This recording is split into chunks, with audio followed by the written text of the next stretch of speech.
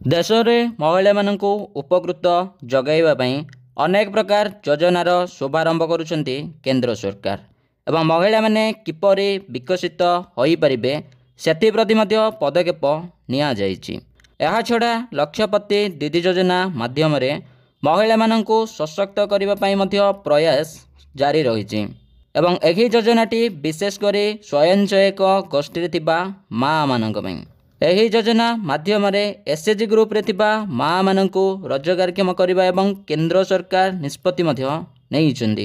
एवं स्वयं सहायिका गोष्ठीर माँ माने आगको जेपरी भल बिजनेस करि परिबे सेथिपई मध्य एही योजना रे ऋण प्रदान करा जाउछि एवं महाराष्ट्र रे आयोजित थिबा लक्षपति दीदी योजनार सम्मेलन मध्य ऑलरेडी सरी सारिछि।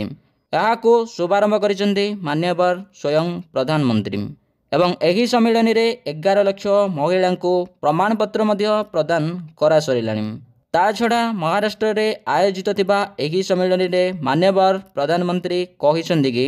देश रे थिबा लक्ष लक्ष महिला को आर्थिक सहायता मध्य मिली पारिबो। ता छड़ा सेतिकी नुहे प्रधानमंत्री आउ मध्य कहिसेंती कि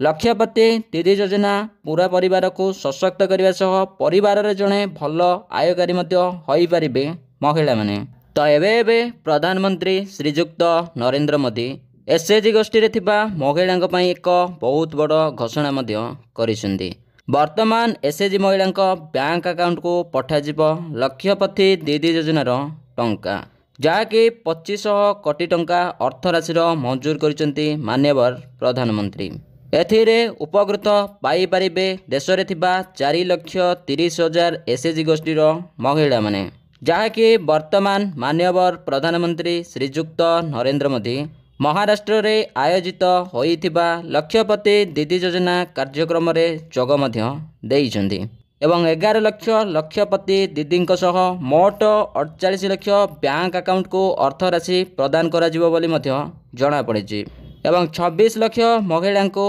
5,000 कोटी टंका अर्थराशि प्रदान करिवे बोली मध्य कुहा जाउछि एवं माननीय प्रधानमंत्री यह मध्य कहिसेंती कि एथिरे 2,33,000 एसएचजी ग्रुप उपकृत मध्य पाई परिबे किंतु एही योजना आरंभ हेबा पूर्वरु किछि महिला माने मध्य ऑलरेडी एथिरे उपकृत पाई पारिसंती।